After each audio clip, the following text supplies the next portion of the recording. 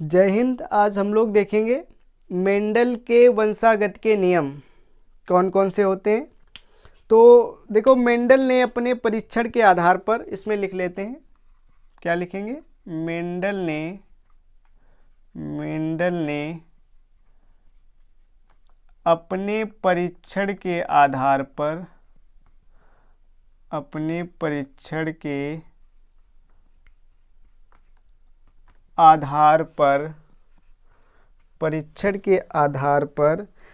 तीन नियमों का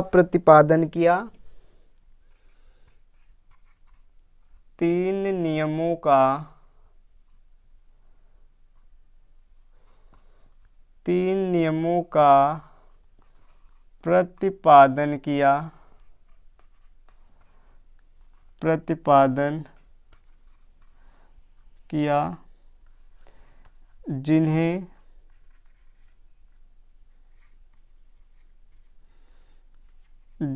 मेंडल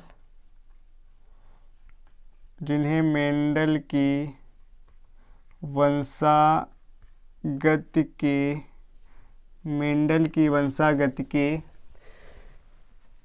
नियम कहते हैं। मेंडल की वंशागत के नियम कहते हैं। वो तीन कौन कौन से हैं वो देख लेते हैं। नंबर 1, प्रभाविता का नियम। नंबर 1, प्रभाविता का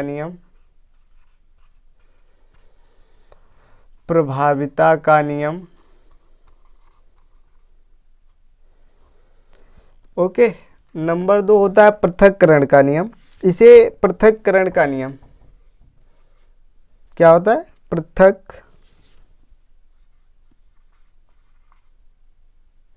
पृथक्करण का नियम। इस पृथक्करण के नियम को युग्मकों की शुद्धता का नियम भी कहते हैं। क्या कहते हैं? युग्मकों की शुद्धता का नियम।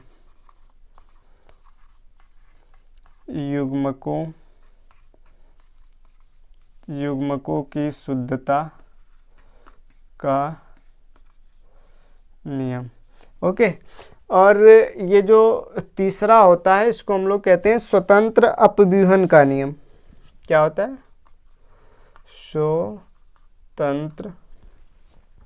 स्वतंत्र अपव्यूहन का नियम।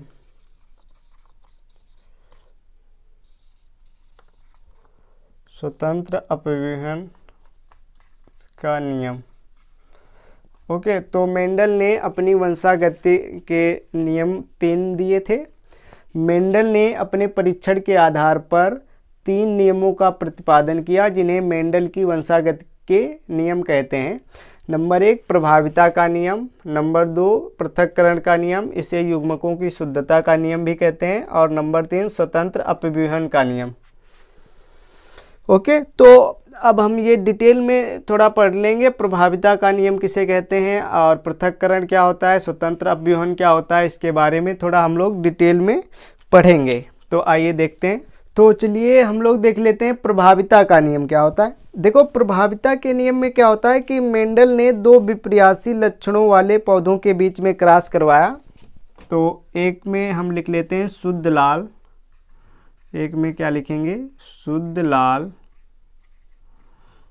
इसको हम लोग कैपिटल R से प्रदर्शित करेंगे। और दूसरे में शुद्ध सफ़ेद।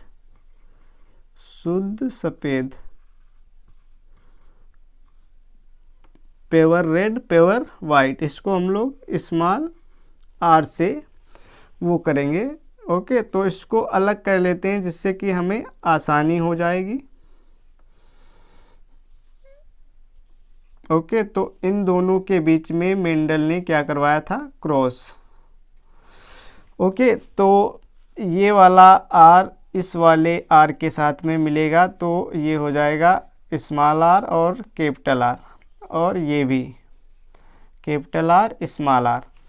तो देखो, इसमें क्या होता है कि ये शुद्ध लाल है और ये शुद्ध सफ़ेद है, लेकिन इसका जो तीसरा लक्षण आएगा, इसमें जो लक्षण प्रकट होगा ये जो लक्षण प्रकट हुआ है इसी को हम लोग क्या कहते हैं, प्रभाविता का नियम कहते हैं, क्या कहते हैं, प्रभावी लक्षण कहते हैं।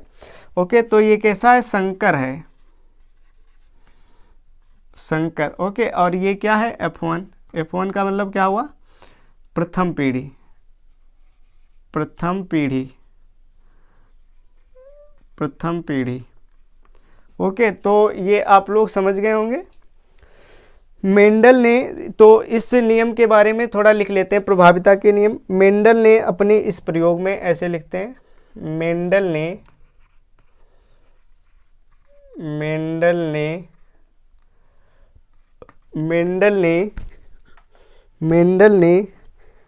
अपने इस प्रयोग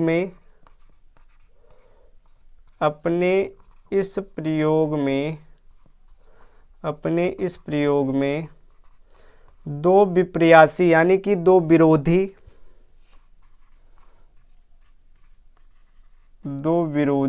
देखो विरोधी हैं, ये शुद्ध लाल है, ये शुद्ध सफेद, दोनों एक दूसरे के अपोजिट हैं। मेंडल ने अपने इस प्रयोग में दो विरोधी लक्षणों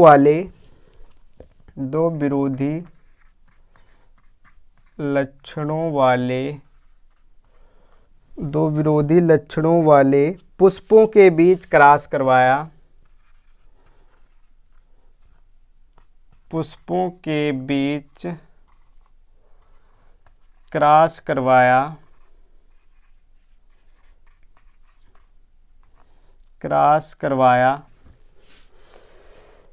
और देखा कि पहली पीढ़ी में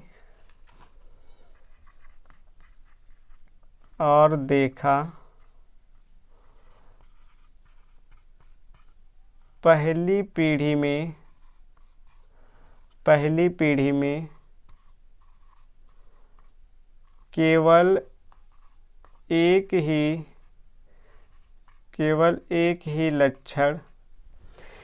एक ही लक्षण प्रकट हुआ, केवल एक ही लक्षण प्रकट हुआ में जिसे मेंडल ने प्रभावी नाम दिया, जिसे मेंडल ने प्रभावी नाम दिया तथा इस नियम को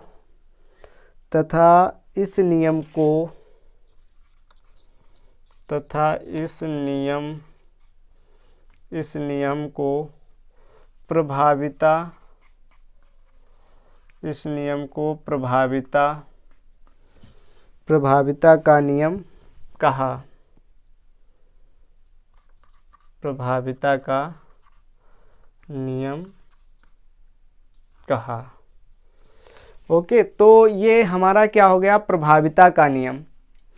ओके, अब इसके बाद में हम लोग देख लेते हैं पृथक्करण का नियम, यानी कि युग्मकों की शुद्धता का नियम।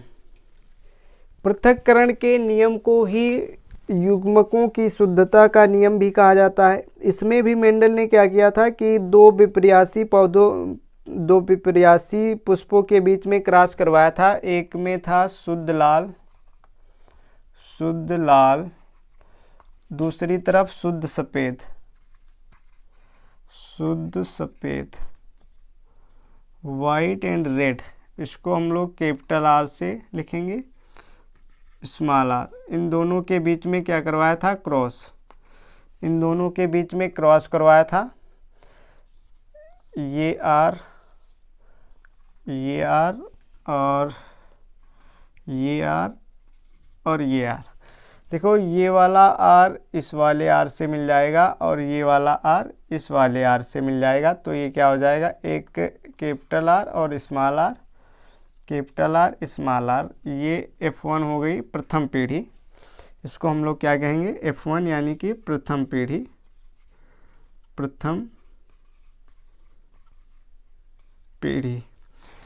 ओके, तो देखो पृथक्करण का नियम क्या है। पृथक्करण में मेंडल ने ये बताया था कि ये जो विरोधी लक्षण होते हैं ये शुरू में तो अलग हो जाते हैं, लेकिन बाद में ये पुनः अपने अवस्था में आ जाते हैं, पुनः अपनी प्रारंभिक अवस्था में आ जाते हैं। देखो जैसे ये संकर हो गया, ये संकर है, ये भी संकर है, दोनों संकर हैं।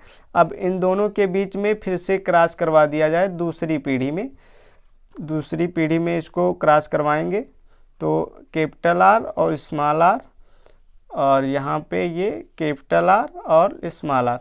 देखो ये कैपिटल आर इस कैपिटल आर से क्रिया करेगा तो ये दोनों क्या हो जाएंगे, कैपिटल आर, और ये स्मॉल आर और स्मॉल आर क्या हो जाएंगे, स्मॉल आर। देखो ये अपनी पुनः प्रारंभिक अवस्था में आ गए। देखो ये आ गया, ये इसको हम लोग क्या कहेंगे, F2, F2 यानी कि द्वितीय पीढ़ी, द्वितीय पीढ़ी। मेंडल ने इस नियम में ऐसे लिखेंगे, मेंडल ने अपने पृथक्करण के नियम में बताया कि ये जो विरोधी लक्षण वाले पुष्प होते हैं ये शुरू में इसमें एक दोनों लक्षण ना पाकर एक तीसरा लक्षण पाया जाता है, लेकिन ये द्वितीय पीढ़ी में अपनी पुनः प्रारंभिक अवस्था में आ जाते हैं। देखो पुनः प्रारंभिक अवस्था में आ गए। जैसे इसको हम लोग कहेंगे शुद्ध लाल, शुद्ध लाल, इसको हम लोग कहेंगे शुद्ध सफ़ेद, शुद्ध सफ़ेद। ओके, तो ये मेंडल की पृथक्करण का नियम था। अब इसके बाद में हम लोग देखेंगे स्वतंत्र अपव्यूहन का नियम। मेंडल ने इसमें क्या किया था, मेंडल ने इस नियम में क्या लिखेंगे, मेंडल ने इस नियम में, मेंडल ने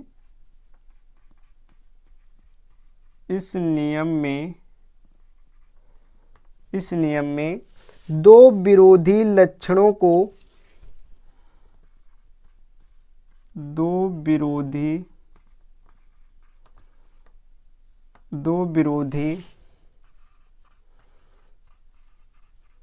लक्षणों को ध्यान में रखकर,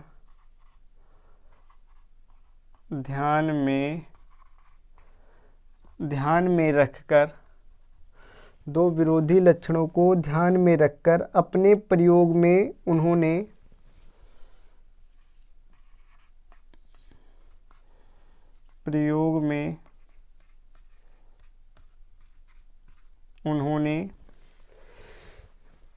उन्होंने मटर के कुछ ऐसे बीज लिए,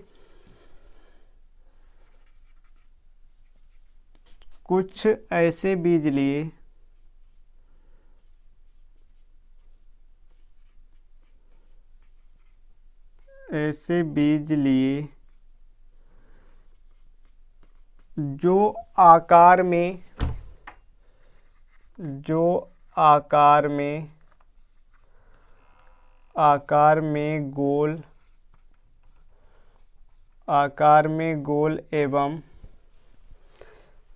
में गोल एवं रंग में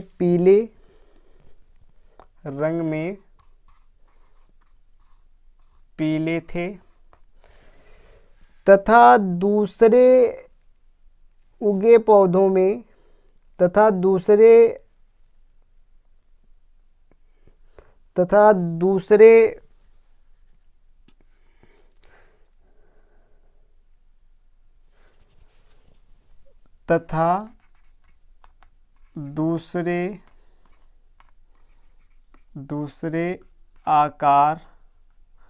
दूसरे बीज ऐसे लिए जो आकार में झुर्रीदार थे,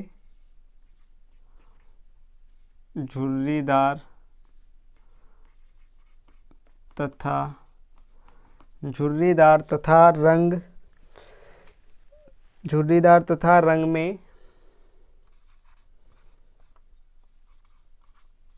रंग में हरे थे। अब पहले थोड़ा समझ लो फिर आगे बताते हैं। मेंडल ने अपने इस प्रयोग में दो विरोधी लक्षणों को ध्यान में रखते हुए उन्होंने कुछ ऐसे बीज लिए जो आकार में कैसे थे, गोल, और उनका रंग कैसा था, उनका कलर कैसा था, हरा। ग्रीन, यही तो लिखा है ना इसमें। और दूसरे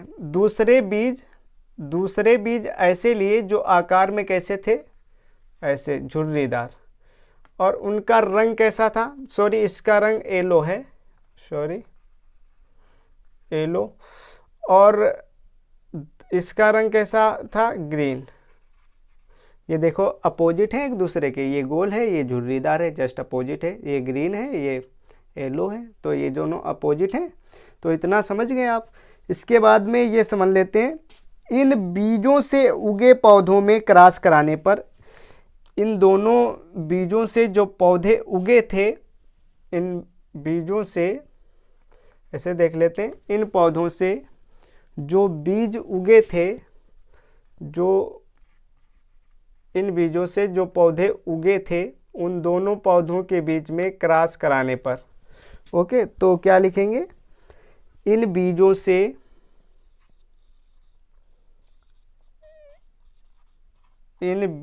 से उगे पौधों के बीच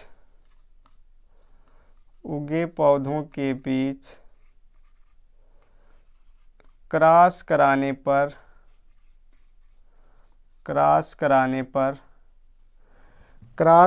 पर पहली पीढ़ी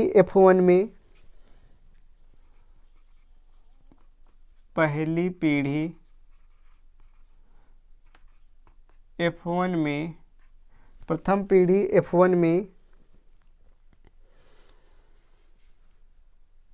F1 में जितने भी बीज बने वे सभी, प्रथम पीढ़ी F1 में जितने भी बीज बने वे सभी आकार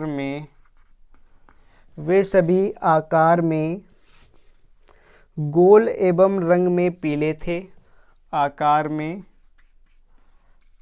गोल एवं रंग में पीले थे, ओके।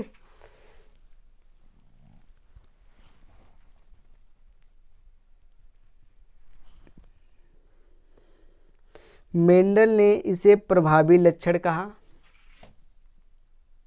मेंडल ने इसे क्या कहा, प्रभावी लक्षण बताया। लेकिन बीजों को पुनः उगाने पर दूसरी पीढ़ी में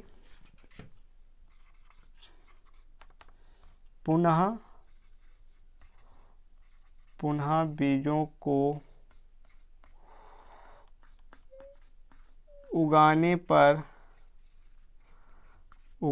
पर दूसरी पीढ़ी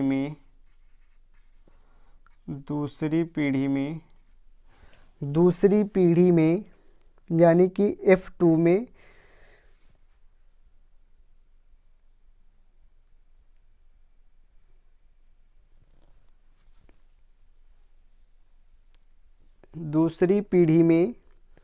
गोल पीले, ये ध्यान से देखना,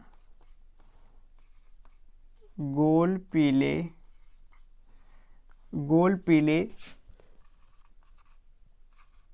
पीले झुर्रीदार हरे, इनका अनुपात कितना था, इनका अनुपात था 3:9:3:1, ओके। किसका, इसका यहाँ से लेकर ये गोल पीले झुर्रीदार हरे, इनका अनुपात कितना था, 3:9:3:1, ओके, का अनुपात था। मेंडल ने इसे स्वतंत्र अपव्यूहन का नाम दिया, ओके। मेंडल ने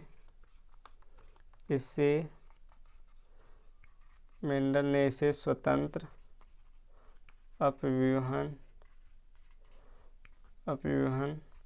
का नाम दिया। ओके, तो ये हो गए कंप्लीट मेंडल की वंशागत के नियम। तो आज के लिए बस इतना ही। जय हिंद।